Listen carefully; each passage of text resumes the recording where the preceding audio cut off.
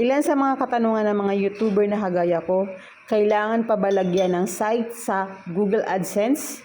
So Ka-Mother Earth, hindi na po kailangan. Kasi kapag ikaw ay YouTuber lang at ang hinahawakan mo lang sa Google AdSense ay YouTube mo lang, YouTube channel mo lang, ay hindi na po kailangan lagyan ng site. As you can see, Ka-Mother Earth, nakikita nyo dyan na okay naman.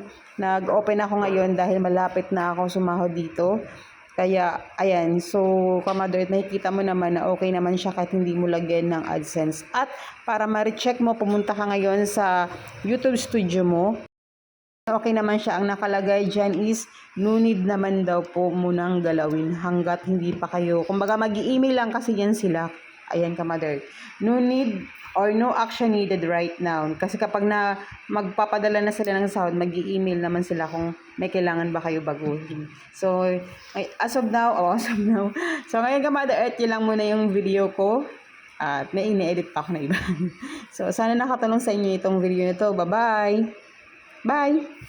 So, ayan, ulit. Basta amin na, hindi pa kailangan. Okay, bye.